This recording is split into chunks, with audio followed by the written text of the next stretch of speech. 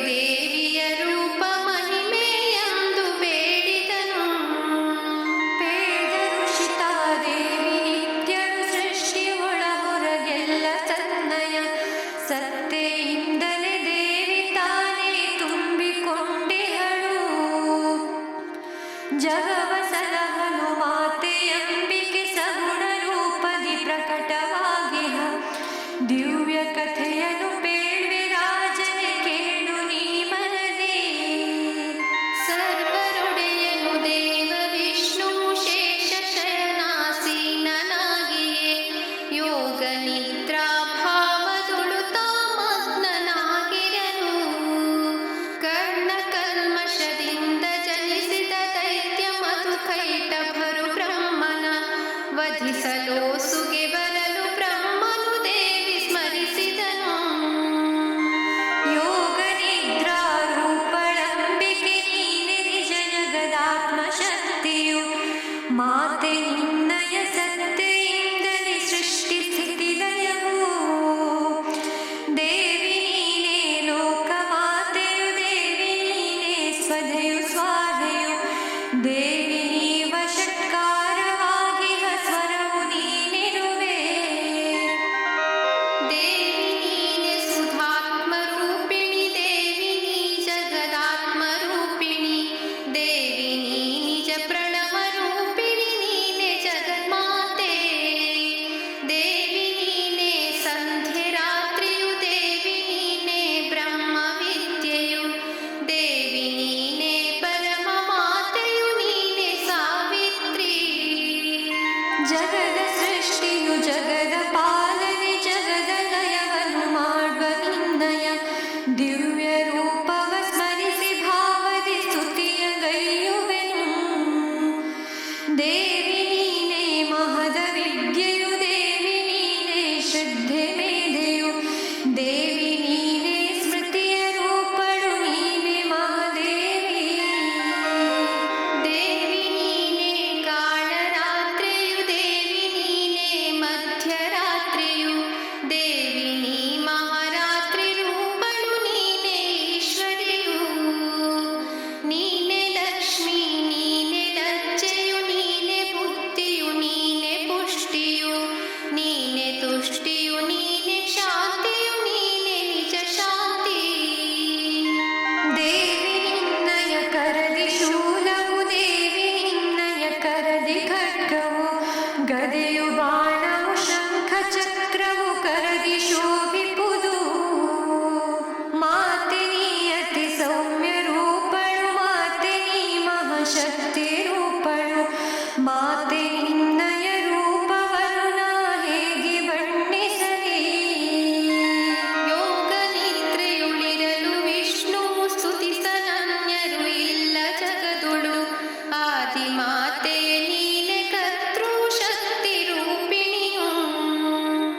ಮಾತೆ ಕಾಣದೆ ಅಜನು ತಾನು ಖಿನ್ನ ಭಾವದುಳು ತಾಯಿ ಸ್ಮರಿಸುತ್ತ. ಮಾತೆ ಮಾತೆ ಮಾತೆ ಎನ್ನುತ್ತ ಕರೆಯ ತೊಡಗಿದನು. ದೀನ ಭಾವದಿ ಬ್ರಹ್ಮದೇವನು ಕೋಪವೇತಕ್ಕೆ ಮಾತೆಯನ್ನೊಳು ದಯದಿ ತೋರಿಸೆ. ಮಾತೆ ನಿನ್ನಯ ದಿವ್ಯ ಚರಣಗಳ ಏಕೆ ಮರೆತಿಹೆ ಮಾತೆಯಮ್ಮನು. ಬಾಲಕನು ನಾನಜ್ಞ ನಿನ್ನಯ ಪಾಲಿಸಲು ನೀ ಬಾರೆ ಅಂಬಿಕೆ ಬೇಗ ಕಂದನೆಡೆ. ಮಾತೆ ತಿಳಿಯದೆ ಎನ್ನದಿ ಸ್ಥಿತಿ ಏಕೆ ಪುಟ್ಟಿಸಿ ತೊರೆದೆಯಮ್ಮನು. ಯಾರ ಬೇಡಲಿ ನಿನ್ನ ಹೊರತಿನ್ನಾರು ಸಲಹುವರು. ಲೋಕಪಾಲಿನಿ ನೀನೆ ದೇವಿ, ಅಭಯ ನೀಡಲು ಕಂದಗೀಗಲೇ. ಬಂದು ಜಾಗ್ರತೆಗೊಳಿಸು ಹರಿಯನು ತಾಯಿ ಬೇಗದೊಳು. ಇಂತು ಪರಿಯೊಳು ಬ್ರಹ್ಮದೇವನು ಲೋಕಮಾತೆಯ ಸ್ತವನಗೈಯಲು. ದೇವಿ ಬರುವಳು ಎಂಬ ಭಾವದಿ ನಂಬಿ ಕುಳಿತಿರಲು. ಕುಳಿತು ಧ್ಯಾನದಿ ಬ್ರಹ್ಮದೇವನು ಅಂತರಂಗದಿ ದೇವಿ ಸ್ತುತಿಸಲು. ಮಾತೆ ಬಂದಳು ಎಂದು ಕಣ್ಣನು ತೆರೆಯುತ್ತಿರಲಾಗಿ. ಹರಿಯ ನಾಸಿಕ ನೇತ್ರದಿಂದಲೇ, ಹರಿಯ ಬಾಹು ಹೃದಯದಿಂದಲೇ, ಹರಿಯ ದಿವ್ಯ ವದನದಿಂದಲೇ ಪ್ರಕಟಳಾಗಿರಲು. ಮಾತೆ ಬಂದಳು ಅಜನ ಮುಂಗಡನಿಂದು, ಕೇಳಳು ಕರುಣೆಯಿಂದಲೇ. ಕಂದ ಎನ್ನೊಳು ಬೇಡು ಬೇಗದೆ ಕೊಡುವೆ ವರಗಳ.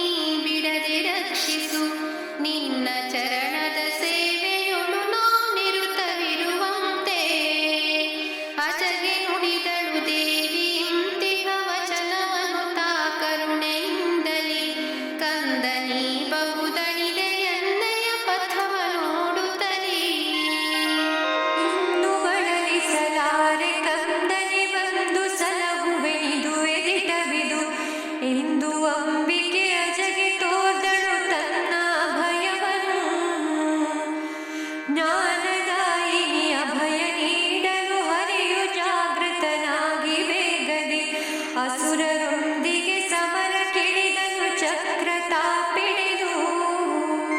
ಇದು ಕುಪುಸೆಯಲ್ಲವಿದು ಸತ್ಯವು ದೇವಿ ತಾ ನಿಜ ವಿಷ್ಣು ರೂಪವು. ದೇವಿ ನಿಜ ಜಗದಾತ್ಮ ರೂಪಳು ದೇವಿ ವರದಾತೆ. ಅಸುರರೊಂದಿಗೆ ಕದನ ಮಾಡಲು ವಿಷ್ಣು ರೂಪದಿ ದೇವಿ ರಣದೊಳು. ಹೋಗಿ ನಿಲ್ಲಲು ದೈತ್ಯರಾಗಲೇ ಅಟ್ಟಹಾಸದೊಳು. ಅಸುರರು ಬಹು ಕೋಪದಿಂದಲೇ ದೇವನೊಂದಿಗೆ ಸಮರವಾಡುತ್ತ ಮದದಿ ತಾವು ಬಹು ವೀರರೆನ್ನುತ್ತ ಪೇಳ್ದರಿ ನುಡಿಯ. ಮೆಚ್ಚಿದೆವು ಹರಿ ನಿನ್ನ ಶೌರ್ಯಕ್ಕೆ ವರವ ನೀಡುವೆವು ಕೇಳು ಬೇಗದೆ ಎಂದು ನುಡಿದರು ದೈತ್ಯರಾಗಲೇ ಹರಿಯ ಮುಂಗಡೆಗೆ. ನಗುತ್ತ ಶ್ರೀಹರಿ ಬೇಡ ನೀ ಬರಿ ಅಸುರರೇ ನೀನ್ಯನ್ನ ಕರದೊಳು. ಗತಿಸಿ ಹೋಗುವ ವರವನೇ ನೀವು ನೀಡಿ ಬೇಗೆಂದ. ಹರಿಯ ವಚನವ ಕೇಳಿ ದೈತ್ಯರು ಬೇಡರಾದರದಿಂದ ನುಡಿಯನು. ಜಲವು ಇಲ್ಲದ ತಳದೊಳೆಮ್ಮನು ವಧಿಸು ನೀ ಹರಿಯೇ. ಹರಿಯು ಸಂತಸದಿಂದಲಾಗಲೇ ದುರುಳರನು ತಾನೆತ್ತಿ ಮಡಿಲೊಳು ಇಟ್ಟು ಶಿರವನು ತರಿದನಾಗಲೇ ತನ್ನ ಚಕ್ರದೊಳು.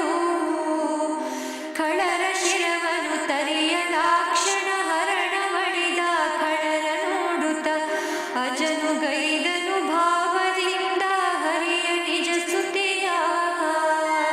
ಹರಿಯೇ ನೀ ಜಗನ್ಮಾತೆಯಾಗಿಹೆ, ಹರಿಯೇ ನೀ ಪರಬ್ರಹ್ಮವಾಗಿಹೆ.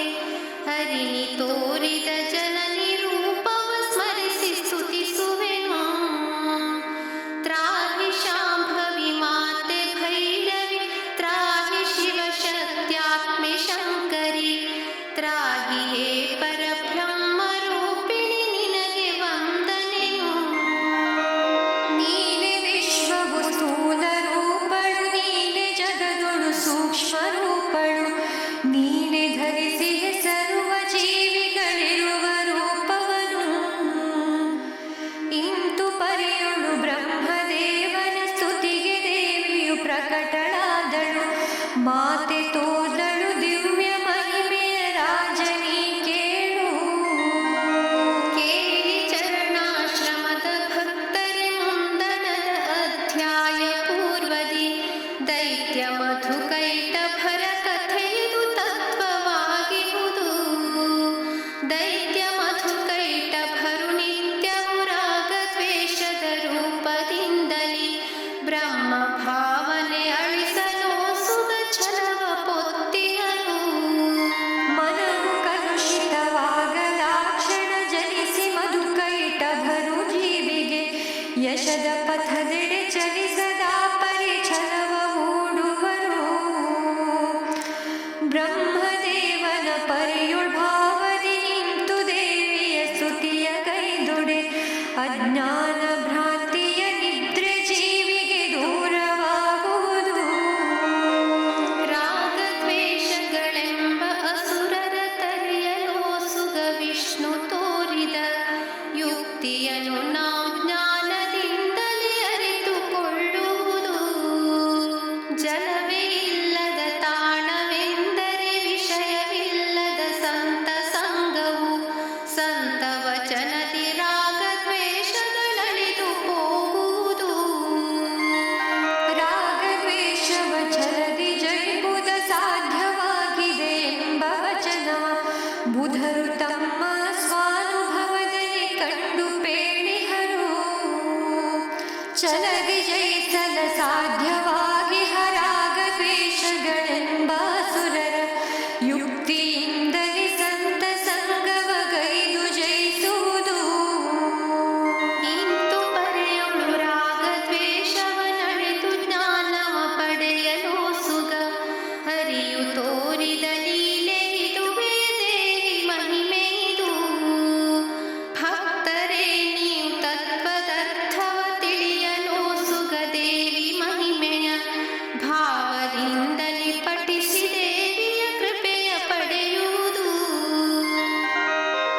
कालिकाम्बा महामाता की जय।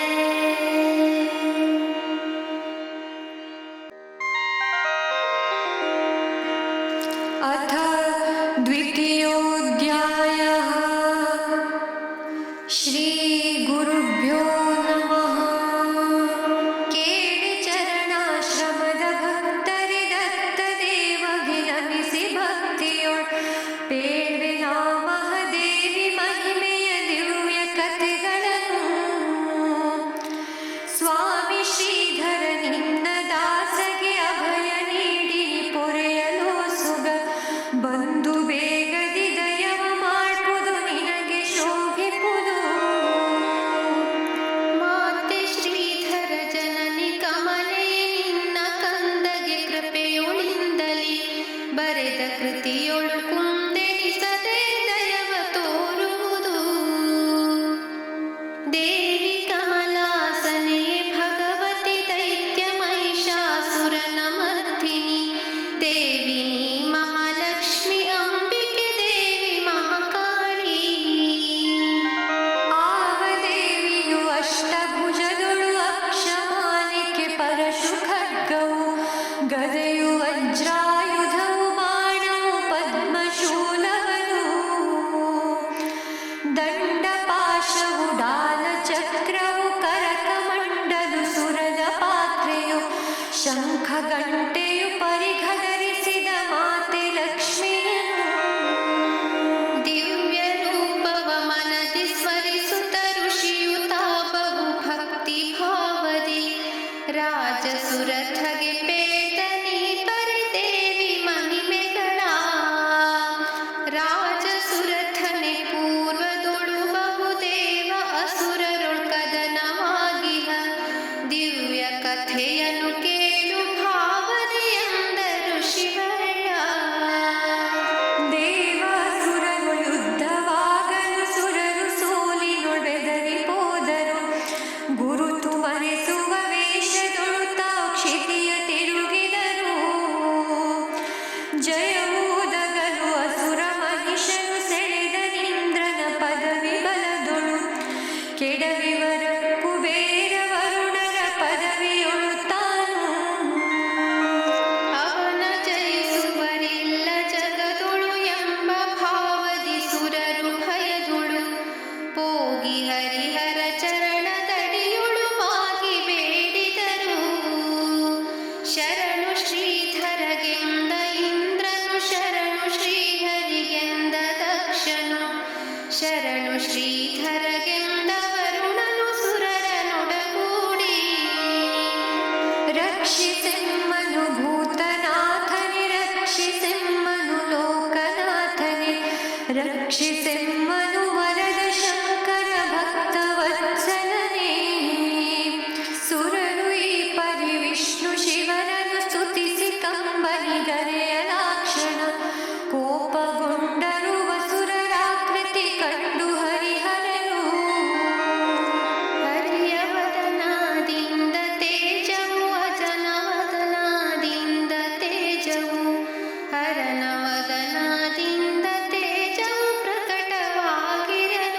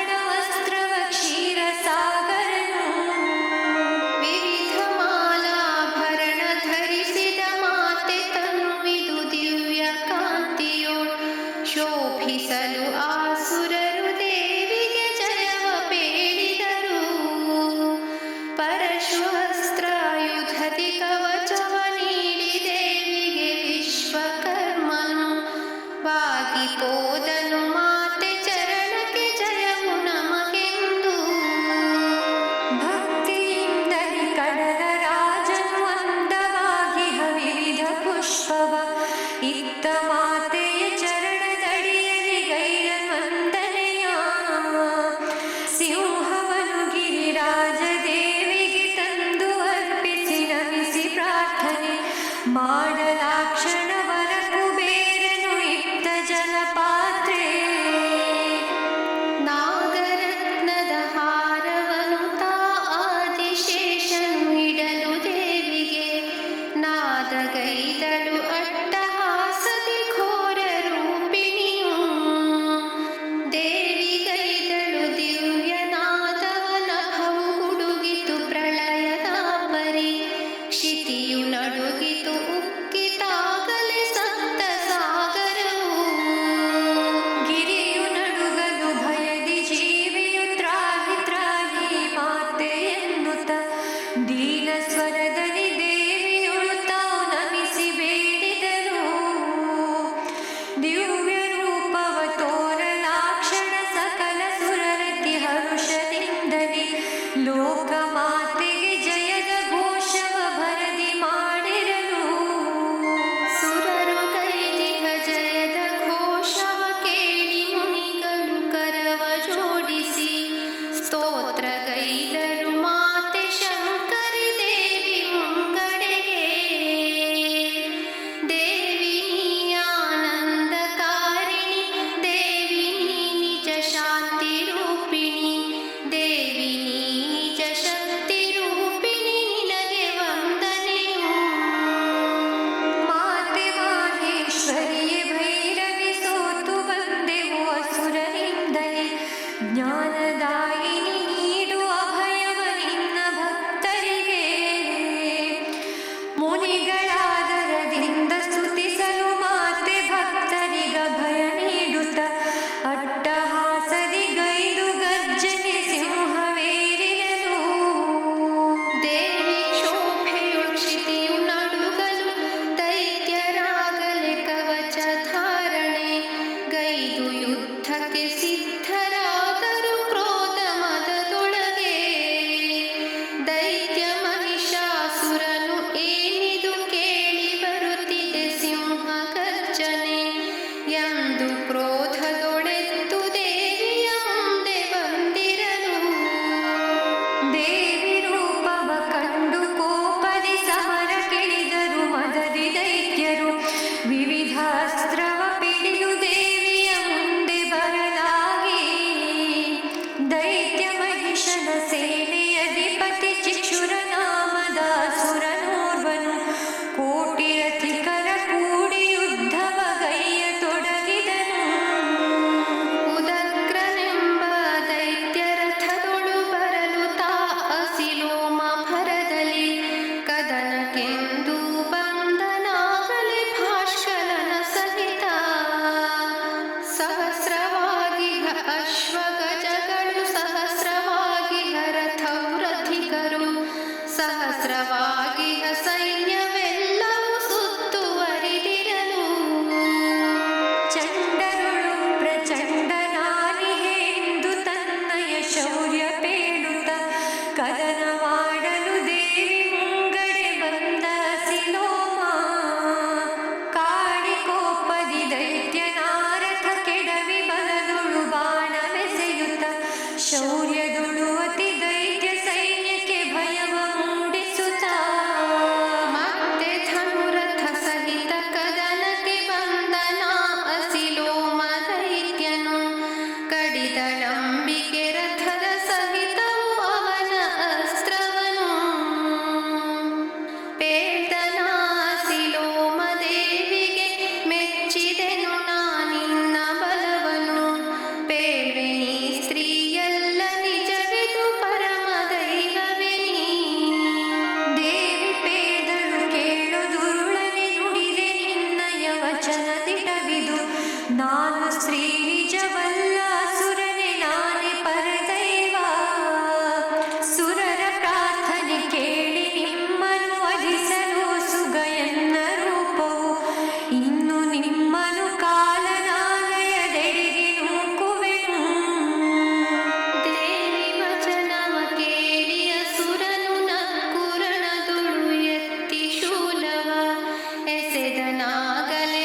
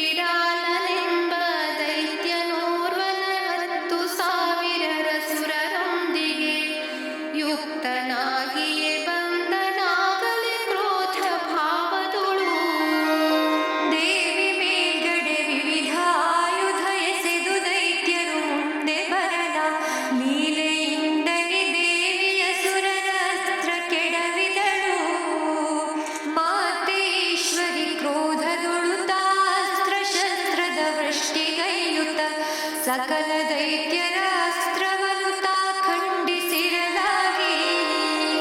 ದೇವಿ ಖಂಡಿಸಲ ಸುರಶಸ್ತ್ರವ ಕಂಡು ಸುರಪತಿ ಹಿಗ್ಗಿ ಮನದೊಳು ಸ್ತುತಿಸಿ ಪುಷ್ಪಗಳ ವೃಷ್ಟಿಗೈದನು ಜಯವು ತಮಗೆಂದು. ದೇವಿ ದೈತ್ಯರ ಮೇಲೆ ಬಾಣವ ಎಸಗಿ ಅಸುರರ ದಿಂಡ ತರಿಯುತ ತನ್ನ ಹಿರಿಮೆಯ ತೋರುತ್ತಿದ್ದಳು ಮಾತೆ ಶ್ರೀದೇವಿ. ದೇವಿ ವಾಹನವಾದ ಸಿಂಹವು ಕ್ರೋಧದಿಂದಲಿ ತರುವ ಹಿಗ್ಗಿಸಿ ದೈತ್ಯ ಸಮೂಹದ ಮಧ್ಯದೊಳು ಸಂಚರಿಸಿ ಸ್ಥೈರ್ಯದಳು. ಮಾತೆ ಸಮರಾಂಗಣದಿ ತನ್ನಯ ಶೂಲ ಖಡ್ಗವನೆತ್ತಿ ದೈತ್ಯರ ಶಿರವ ತರಿದಳು ವೀರ ಆವೇಶದಳು ಶ್ರೀದೇವಿ. ಗದೆಯ ಘಾತದಿ ಅಸುರ ಸೇನೆಯ ಭುವಿಗೆ ಒರಗಿಸಿ ಶೂಲದಿಂದಲೇ ಇರಿದು ಅಸುರರ ನಾಶ ಮಾಡುತ್ತ ರಣದಿ ಮುನ್ನಡೆದು. ಮುಸಲದಾಯುಧ ಎತ್ತಿ ದೇವಿಯು ಅಸುರ ಸೇನೆಯ ಮೇಲೆ ಎರಗಲು ರುಧಿರ ಕಕ್ಕುತ್ತಲಾಗ ದೈತ್ಯರು ಭುವಿಗೆ ಒರಗಿದರು. ಶೂಲದಾಯುಧ ಎತ್ತಿ ದೇವಿಯು ಅಸುರರಾಯ ಹರಿದು ಭುವಿಯೊಳು ಕೆಡವಿರಣದಾಂಗಣದಿ ತಾ ಬಹು ಸ್ಥೈರ್ಯದಿಂದಿರಲು. ದೈತ್ಯ ಕುಲನಾಶದ ಮಹೋತ್ಸವದಲ್ಲಿ ಗಣಗಳು ಹಿಗ್ಗುತ್ತಲಿ ಬಹು ಚಂಡೆ ಭೇರಿ ಮೃದಂಗವಾದನ ಕೈಯುತ್ತಿರಲಾಗಿ. ದೇವಿ ಬಹು ಆವೇಶದಿಂದಲೇ ಘಂಟ ಮಹಾನಾದವನು ಗೈಯಲು ಮೂರ್ಛೆಗೊಂಡರು ಅಸುರ ರಾಕ್ಷಣ ದೇವಿ ಮಹಿಮೆಯೊಳು. ಕೆಲವರನು ತಾ ಪಾಶದಿಂದಲೇ ಕೆಲವರನು ತಾ ಖಡ್ಗದಿಂದಲೇ ವಧಿಸಿ ಶೌರ್ಯವ ತೋರ್ದಳಂಬಿಕೆ ರಣದ ಮಧ್ಯದಲ್ಲಿ. ಮತ್ತೆ ಬರಲಾಸುರ ಸಮೂಹವು ಎಸೆದು ಬಾಣವಾಸುರ ರಾಮದ ಮುರಿದು ದೈತ್ಯರ ನಾಶ ಮಾಡಲು ಕೋಪದೊಳು ದೇವಿ. ಹೆಣವ ತುಳಿಯುತ್ತ ರಣದಿ ದೇವಿಯು ಪಥವ ಕ್ರಮಿಸುತ್ತಲಿರಲು ಅಸುರರು ಮತ್ತೆ ಶೌರ್ಯವ ವ್ಯಕ್ತಪಡಿಸುತ್ತ